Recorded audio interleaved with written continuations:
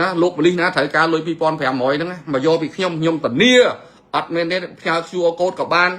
យកលុយសុទ្ធក៏បានខ្ញុំសង $3000 ទៅដើមមិនដឹងក៏បានដែរដើមមិនដឹងមកយកលុយពីខ្ញុំបើដើមមិនដឹងមកខ្ញុំឲ្យ $5000 ទៅដកពាក្យប្តឹងឈប់ប្តឹងប្រជាជនទៅអាណិតខ្ញុំហើយបើលោកឯងធ្វើបាបអញ្ចឹងលោកឯងមិនបាច់ទៅវត្តទៅវាមិនបាច់កាន់សាសនាពុទ្ធទេយកអំណាចប៉ូលីសហ្នឹងចង់ចាប់អាណាក៏បានណា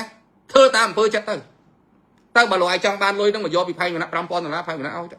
ធ្វើមិនដោះលែងពួកគាត់ពីរនាក់ហ្នឹងឲ្យត្រឡប់ទៅផ្ទះវិញគេតាអាណិតប្រជារាស្ត្រទុនខ្សោយយើងផងគាត់អត់មានចោលណាទៅលួចខ្វះអីលួចទៅលួចកុងតឺន័រថ្លៃប្រហែល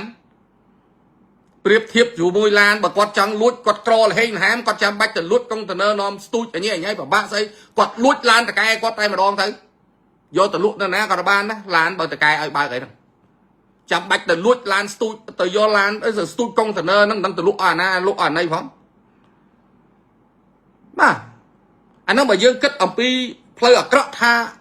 តកុងឡានហ្នឹងឲ្យព្រូឡានហ្នឹងគឺសុទ្ធតែជាមនុស្សអាក្រក់គាត់ចាំបាច់ទៅលួចកុងតឺន័រឲ្យគាត់លួចឡានតកែគាត់ហ្មងទៅមិនស្រួលបើតកែគាត់បកឡានឲ្យគាត់បើករាល់ថ្ងៃហ្នឹងណាតើចាំបាច់ណាស់ទៅឬដែលត្រូវតែឃុំខ្លួនត្រូវតែដាក់គុកនេះតើអំណាចអ៊ុនស្រុនហ្នឹងផ្កាយប្រមាណសឹកប្រមាណមើលបងប្អូននៅខាងមហាផ្ទៃជួយខ្សឹបមើល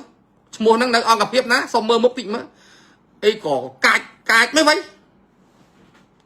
ហើយរងគ្រោះហ្នឹងបាត់ស្អីខ្លះហើយគេទៅលួចពិតនៅយើងដឹងច្បាស់ណាស់ថាគេចោលបើចាប់អាមួយនោះតបានផងណាបើចាប់បានគេសារភាពអូខេខ្ញុំសុំទោសទៅយកទៅដាក់គុកវាអត់មានហួសពេលទេហើយតាមដឹងឬព្រូឡានហ្នឹងគ្នាថៃយកដីយកផ្ទះឈឺចាប់ហើយមកឈឺចាប់ដឹងគេឈឺចាប់ដាក់គុកនេះទៀតជនភៀសសឹកម្នាក់នៅក្នុង2នាក់ហ្នឹងមានជនភៀសសឹកម្នាក់អាឈឺចាប់គេយកដីគេយកផ្ទះអស់ហើយមកឈឺចាប់ដឹងគេចាប់ដាក់គុកអត់មានរឿងអីទៀតឥឡូវសួរលោកថេងសំណាងបរិញ្ញារងលោកឯងពិចារណាមើលតើហេតុផលដល់ថ្នាក់ត្រូវចោតត្រូវឃុំខ្លួនដែរចាំបាច់ទេឃុំខ្លួនយើងសិក្សាអំពីជួសនកម្មនៃការខូចខាតនោះគាត់ខូចខាតអីខ្លះ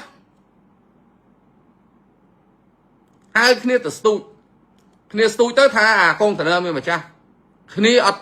មានទៅមានអ្នកស្ទូចណាគ្នាតម្លាក់ទុកឲ្យវិញគ្នាក៏ចាញ់ទៅអាស្លុយស្នួលក៏មិនបានអីក៏មិនបានហើយមកចាប់ដាក់គុកទៀតយើងគិតមើលយើងស្ដាប់អាហេតុផលហ្នឹងខ្លះហ៎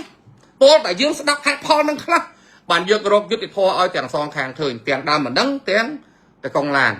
ហើយរួមគ្នារកអាម្ចាស់លេខទូរស័ព្ទ097ហ្នឹងអាហ្នឹងបានថាយើងជាអ្នកយុទ្ធធម៌យើងជាអ្នកត្រឹមត្រូវយើងអត់ស្ដាប់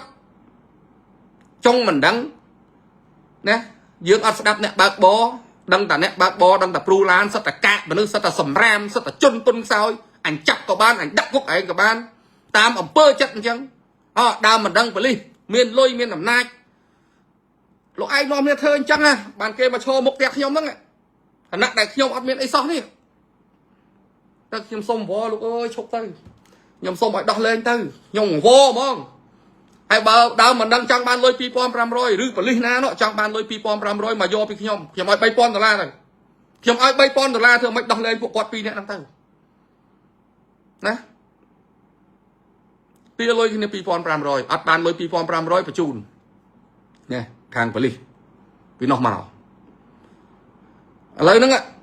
ខ្ញុំសុំវល់ខ្ញុំសោកតាម Facebook ហ្នឹងហ្មងយកលុយ $3000 ដោះលែងគាត់ទៅឲ្យគាត់ទៅរកស៊ីចិញ្ចឹមប្រពន្ធកូនគាត់ទៅ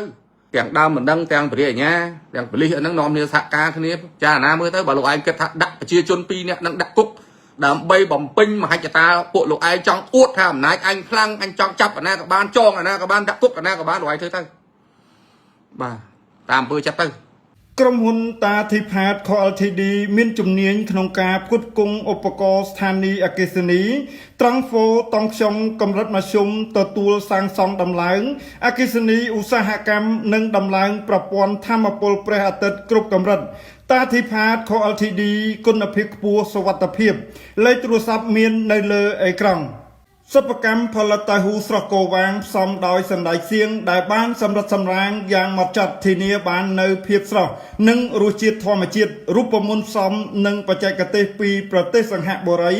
តាហ៊ូស្រស់គោវាងត្រជាក់ស្រស់និងផ្អែមទន់គ្រប់ពេលវេលាមានទទួលបោះដុំនិងលក់រាយទូទាំង25រាជធានីខេត្តលេខទូរស័ព្ទមាននៅលើអេក្រង់